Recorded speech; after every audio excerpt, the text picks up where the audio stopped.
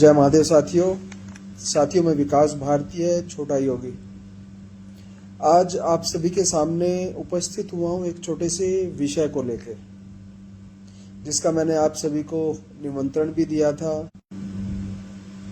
और आप सभी को आग्रह किया था कि आप इस वक्तव्य पे, इस विषय पे, इस डिस्कशन पे ऑनलाइन भी आए, लाइव आए और आपके अगर जो मन में कुछ प्रश्न है तो वो यहाँ पे फेसबुक लाइव पर डालें भी, साझा भी करें। साथियों, हमारे विश्व में, हमारे संसार के अंदर कोई भी ऐसा देश, ऐसी कंट्री नहीं होगी कि वह कभी गुलाम हुआ हो और वह अपनी गुलामी की निशानियों को संजो के रखता है, सेव करके रखता है। साथियों, हमारे भारत में यह सेकुलरता है कि हम अपनी गुलामी की निशानियों को संजो कर रखते हैं। साथियों, 1526 के अंदर बाबर आया, जिसके आने से हमारे यहाँ पे मुगलों के शासन की स्थापना शुरू हुई और आधिकारिक तौर पर साथियों जो 1857 की जो क्रांति हुई थी उसमें आधिकारिक तौर पर मुगलों के शासन को खत्म माना जाता है। तो साथियों, जो आधिकारिक तौर पर जो 1857 तक मुगल शासन बताया जाता है उसको लगभग 330 से लेके 331 वर्ष होते हैं। तो साथियों, 100 वर्ष अंग्रेजों के और 330 से 331 वर्ष मुगलों के, लगभग ये समझ लीजिए कि 430 से 431 वर्ष हम गुलाम रहे हैं। और इस गुलामियत में साथियों बहुत से क्रूर शासक आए, उन्होंने बहुत। तो साथियों, जो मुगल क्रूर शासक आए, अंग्रेज भी आए, उन्होंने हमारे मंदिरों को, हमारे राज्यों को मतलब हर तरह से तोड़ने की कोशिश की, समाप्त करने की कोशिश की। साथियों, मुगल शासकों में जो बहुत क्रूर शासक आए, उनमें से एक क्रूर शासक जो कि औरंगजेब था, उसका मैं उदाहरण लेता हूं आपके सामने। तो उसने जो साथियों मंदिर तोड़े, उसमें मंदिरों में कुछ ना कुछ अवशेष ऐसा छोड़ा ताकि यह पता चले कि यह मंदिर ही था। साथियों, इसके पीछे एक बहुत बड़ी बात छुपी हुई थी उस जिहादी की। तो साथियों, औरंगजेब ने जो मंदिर तोड़े उसमें जो कुछ एक जो मुख्य है उसमें जैसे उसने, हाँ यह बता दूं मैं कि उसने लगभग 1100 मंदिरों को तोड़ा था हमारे। उसमें से जो मुख्य जो मैंने लिस्ट बनाई है, जो जिनको हम बहुत अच्छे से जानते हैं, उसमें काशी विश्वनाथ जी मंदिर, केशव देव मंदिर, बिलेश्वर मंदिर, विजय मंदिर, गोलकोंडा का मंदिर और मथुरा व वृंदावन का मंदिर।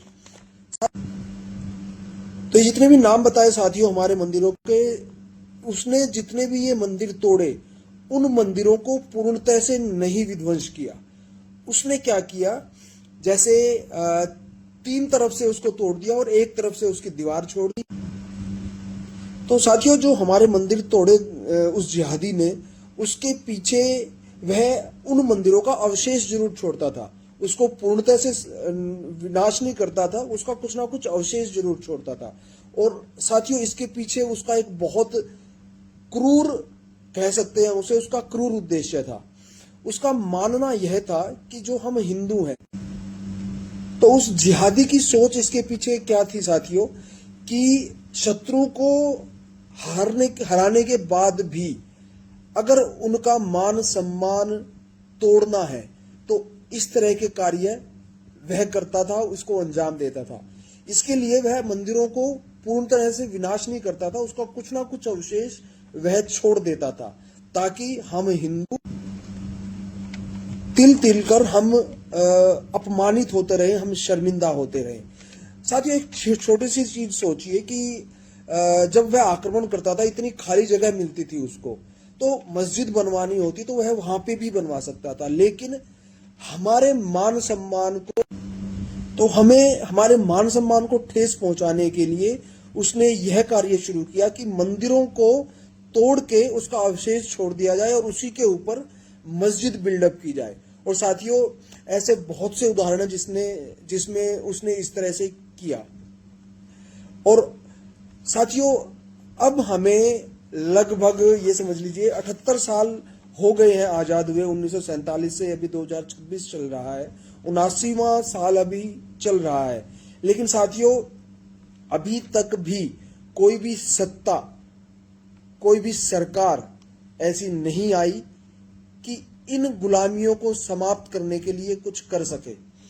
साथियों, मंदिर तो मंदिर हमारे शहरों के नाम, हमारे राज्यों के नाम, हमारी सड़कों के नाम, हमारी गलियों के नाम, हमारे गांव के नाम, इन जिहादियों के नाम पे, इन क्रूर शासकों के नाम पे अभी तक भी रखे हुए हैं। और इस पे अगर जो कुछ कार्य करता है तो उसको कुछ भी सपोर्ट नहीं दिया जाता। उसमें चाहे सो कॉल्ड हमारी बीजेपी सरकार है या पुरानी जितनी भी सरकारें हैं वे चली गई है। साथियों, किसी ने यह मुद्दा उठाया ही नहीं है। एक योगी जी हैं जिन्होंने अपने समय पे सांसद रहते हुए काफी यूपी के अंदर, उत्तर प्रदेश के अंदर यह किया था। लेकिन साथियों, और बहुत सी जगह हैं, जो बहुत से स्थान हैं जिनमें हमारी गुलामी की निशानियां अब तक चली आ रही है। साथियों, मेरा उद्देश्य इसके पीछे क्यों है कि मैं इस विषय को उठा रहा हूं। साथियों, पिछले 5 वर्ष से मैं अपने गांव अलीपुर का नाम हरिपुर करवाने पे लगा हुआ हूं।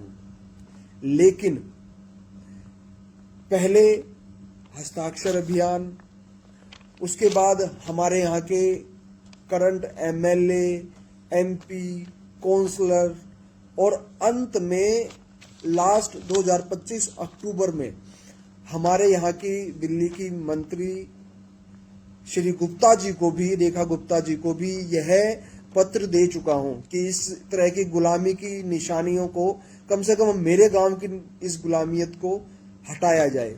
लेकिन साथियों, इसके ऊपर अभी तक कुछ भी निर्णय नहीं लिया गया है, बार बार पूछने के बाद भी। तो साथियों, मैं आप सभी से यह निवेदन करना चाहता हूं, आप सभी से यह कहता हूं कि इस बात को, जिन गुलामी की निशानियों को हमें स्वयं ही समाप्त कर देना चाहिए थे, जो करंट सरकारें हैं उनको स्वयं ही समाप्त कर देना चाहिए था, वह बार बार कहने पर भी हटाई नहीं जा रही है। तो साथियों, हम सत्ता में तो आ जाते हैं, हम बहुत बड़ी बड़ी बातों को लेके हम सत्ता पे तो आ जाते हैं, हम जीडीपी भी बढ़ा लेते हैं। लेकिन जो हमारे जो रूट लेवल पे जो कार्य हैं साथियों, उन पर कार्य नहीं हो रहे हैं। उसमें से एक विषय जो गुलामी की निशानियां हैं वह हटनी चाहिए।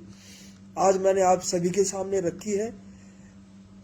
आगे समय मिलते ही मैं दोबारा से एक और विषय पे आप सभी के साथ आऊंगा और आप सभी से यह मैं निवेदन करता हूं कि इस विषय को अगर जो आपको सही लगता है कि हमारे भारतवर्ष के अंदर से पिछले 430-31 वर्ष की गुलामियत की निशानियों को हटना चाहिए।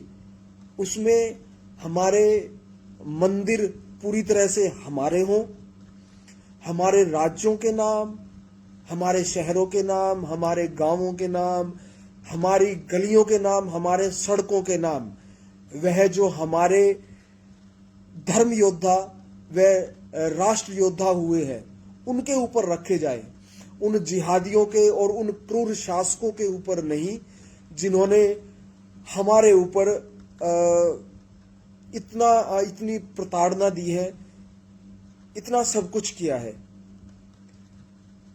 तो साथियों, मैं आप सभी से यह निवेदन करूंगा कि मेरे इस विषय को अपना समर्थन दें और ज्यादा से ज्यादा इसको शेयर करें, ताकि जो आज की सो कॉल्ड हमारी सनातनी सरकार है उसके कानों तक यह बात जाए कि अब उनको उठना पड़ेगा और जो हमारे ग्रास रूट पे, जो हमारी जड़ों में जो मुद्दे हैं, विषय हैं, उनके ऊपर कार्य करना पड़ेगा। जीडीपी ठीक है, बहुत अच्छी है, बहुत सही चल रही है, लेकिन जो हमारे ग्रास रूट के, जो हमारी जड़ों के जो हिंदुत्व के कार्य हैं, जो हिंदू हित के कार्य हैं, उन पर भी कार्य करना पड़ेगा। नहीं तो हम विकल्प के तौर पर राष्ट्रीय सनातन पार्टी के द्वारा खड़े हो रहे हैं। तो साथियों, आप सभी को मेरा नमन व वंदन कि आप सभी इतनी देर तक मेरे साथ रहे, मेरे इस विषय को आपने सुना। और अंत में आप सभी से निवेदन कि अगर आपको यह विषय सही लगता है तो इसको शेयर जरूर कीजिएगा।